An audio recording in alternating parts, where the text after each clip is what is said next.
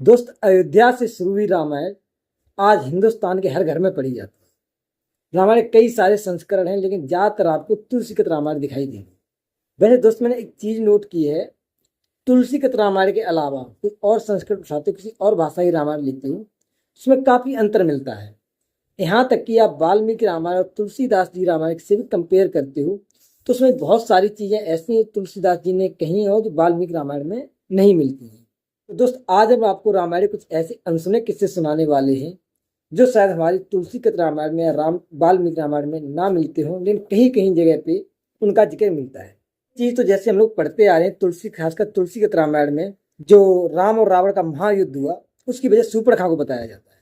जब राम लक्ष्मण वन में थे तो सूर्पणखा उन पर मोहित हो गई और उनके पास उन्होंने शादी का प्रस्ताव रखा, जिससे वो नाराज होकर के उसके नाक कान काट दिए और वो फिर रावण के पास गई और अपनी घटना का सारा वृत्तांत उन्हें सुनाया। लेकिन कई जगह बताया गया है जो सूर्पणखा राम के पास गई तो उसका कुछ प्रेम भाव नहीं था, वो केवल उसके रामचंद्र जी के पास जाने का मेन कारण था कि वो अपने भाई यानी रावण से बहुत ज्यादा नफरत करती थी और वो उसका विनाश चाहती थी। इसकी वजह क्या थी? वजह से पहले मैं आपको सूर्पणखा के बारे में थोड़ा बता देता हूँ। सूर्पणखा ऋषि विश्रवा और कैकसी की सबसे छोटी पुत्री थी। पुराणों के अनुसार सूर्पणखा पिछले जन्म में स्वर्ग की अप्सरा थी, जहां पे इसका नाम नयनतारा था।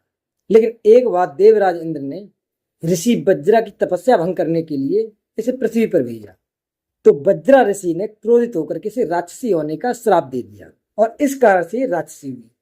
अब बात करते हैं रावण से नफरत क्यों करती थी। बताते हैं जब सूर्पणखा बड़ी हुई तो कालके दानव कुल के एक मंद बुद्धि से उसने प्रेम विवाह कर लिया और कालके जो दानव था उससे रावण की बहुत गहरी शत्रुता थी। जब रावण को ये बात पता चली कि हमारी बहन ने कालके के कुल में शादी कर ली है तो बड़ा क्रोधित हुआ और उसने सूर्पणखा के पति को मार डाला। तो उसी दिन से सूर्पणखा ने सोच लिया था जिस तरह से इसने मेरा घर उजाड़ा है इसके भी कुल का नाश करवा देंगे। तो इसी वजह से जब ये वन में राम लक्ष्मण जी को मिली तो वज्रा ऋषि के श्राप की वजह से उन्हें पहचान लिया कि विष्णु का अवतार है, अगर इनको अपने भाई से लड़वा दिया जाए तो हमारे भाई का विनाश निश्चित है। दोस्त, इसी तरह से एक विचित्र घटना और आती है मंदोदरी के बारे में। वैसे तो रामायण उत्तरकांड के अनुसार मंदोदरी असुरों के राजा मायासुर और देवलोक की अप्सरा हेमा की बेटी थी और रावण उस पर मोहित हो गया और उससे शादी कर ली। लेकिन एक उड़िया धर्म पुराण के अनुसार मंदोदरी जन्म से कन्या नहीं थी, वो एक मेढकी थी। तो बताते हैं एक बार मदार उदर नाम के दो ऋषि कहीं जा रहे थे और उनके साथ में एक दूध का मटका था। रास्ते में उन्होंने मटका रखा और गंगा जी में स्नान करने के बाद वापस आए और दूध ग्रहण करने के लिए बैठे।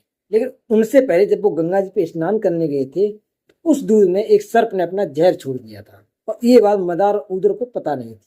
लेकिन जहाँ दूध रखा हुआ था उसी पेड़ के नीचे वहीं पर बैठी मेढकी ये सारी चीज देख रही थी। उसे पता था इस दूध में जहर है और ये दोनों ऋषि जैसे इसे पिएंगे इनकी मृत्यु हो जाएगी। जैसे ही वो ऋषि दूध को पीने वाले थे वैसे ही मेढकी ने उसमें छलांग लगा दी। दोनों ऋषि बहुत क्रोधित हुए कि हमें दूध पीने वाले थे तो हमारा खराब कर दिया, तो उसे श्राप देने ही वाले थे। तब तक उन्हें पता चला कि मेढकी ने कोई गलत कार्य नहीं किया, इसमें जहर था और उनसे बचाने के लिए इसने ऐसा किया। इससे दोनों ऋषि बहुत प्रसन्न हुए और उस मेढकी को एक सुंदर सी राजकुमारी बना दिया जिसका नाम उन्होंने बेगवती रखा और आगे चल करके यही बेगवती मंदोदरी नाम से जानी गई, रावण से विवाह हुआ। यहाँ हम आपको एक चीज और बता दें, जो ये मंदोदरी है ये हमारे पुराणों में महान 5 महान कन्याएं हैं उनमें से एक गिनी जाती है। 5 महान कन्याएं कौन कौन सी हैं? किस किस? एक द्रौपदी, कुंती, अहिल्या, मंदोदरी और तारा। ये 5 महान कन्याएं हैं जिनको हमारे पुराणों में बहुत ज्यादा सम्मान दिया गया। और दोस्त, एक चीज और है जो शायद कम लोगों को पता है, जो हमारे प्रभु श्री रामचंद्र जी थे इनकी एक बहन भी थी जिनका नाम शांता था, जो श्री राम की सबसे बड़ी बहन थी। लेकिन राजा दशरथ की बेटी होते हुए भी इनका नाम बहुत कम जगह दिखाई देता है। ऐसा क्यों है? इसकी वजह यह है, जब शांता छोटी थी दशरथ जी से मिलने अंग देश के राजा सोमपाद जी आए और साथ में उनकी पत्नी वार्ष्णी भी थी जो कौशल्या की बहन थी, जिनके पास कोई संतान नहीं थी। लेकिन जब सोमपाद ने राजा दशरथ के आंगन में शांता को खेलते हुए देखा तो उन्होंने राजा दशरथ से कहा कि हमारे पास कोई संतान नहीं है, ये बेटी आप मुझे दे दो। तो राजा दशरथ ने अपनी बेटी शांता को राजा सोमपाद को दे दिया। तो शांता का लालन पालन जो था अंग देश के राजा सोमपाद ने किया, इसीलिए आपको कहीं कहीं ही शांता का जिक्र मिलता है।